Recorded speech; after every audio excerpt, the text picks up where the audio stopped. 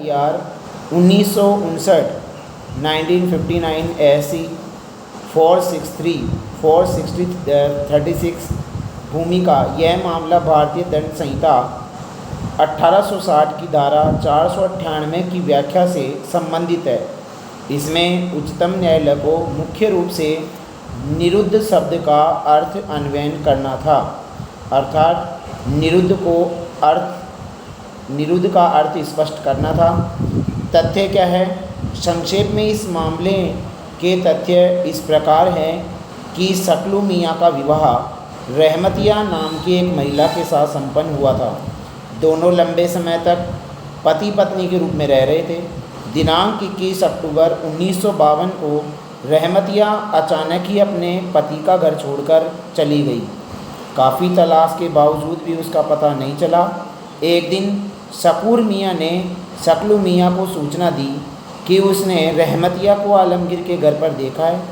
इस पर शकलू मियाँ आलमगीर के पास गया और कहा कि वह उसकी पत्नी रहमतिया को लौटा दे, लेकिन आलमगीर ने उसे वहाँ से भगा दिया। शकलू मियाँ ने आलमगीर आदि के खिलाफ पुलिस थाने में प्रथम सूचना रिपोर्ट दर्ज कराई।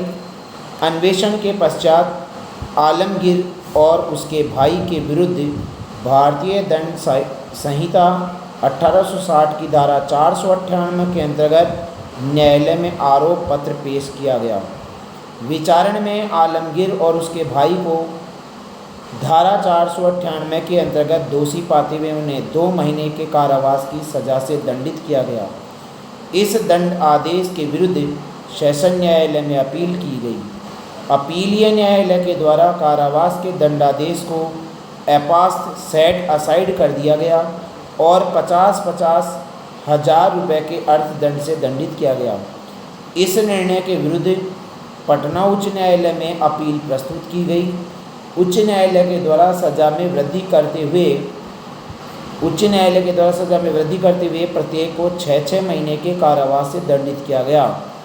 इस पर आलमगीर के द्वारा विशेष इजाज़त से उच्चतम न्यायालय से अपील संस्थित की गई। निर्णय उच्चतम न्यायालय के समक्ष अपीलार्थी की ओर से यह तर्क प्रस्तुत किया गया कि उनके द्वारा रहमतिया को ना तो बहकाया गया और ना ही फुसलाया गया, ना ही अवैध रूप से निरुद्ध किया गया।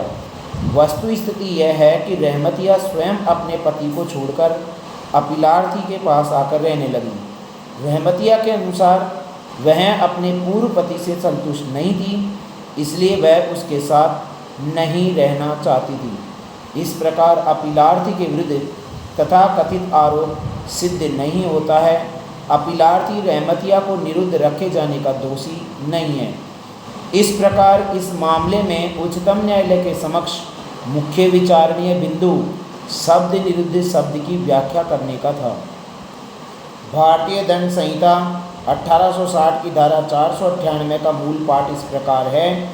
जो कोई किसी स्त्री को भारतीय दंड संहिता 1860 की धारा 498 का मूल पाठ इस प्रकार है कि जो कोई व्यक्ति किसी स्त्री को जो किसी अन्य पुरुष की पत्नी है और जिसको किसी अन्य पुरुष की पत्नी होना वह जानता है या विश्वास करने का कारण रखता है, उस पुरुष के पास से या किसी ऐसे व्यक्ति के पास से जो उस पुरुष की ओर से उसकी देखभाल करता है, इस आशय से ले जाएगा या फुसला कर ले जाएगा कि वह किसी व्यक्ति के साथ अयुक्त संभोग करे, इस आशय से ऐसे किसी स्त्री को छिपाएगा या निरुद्ध करेगा।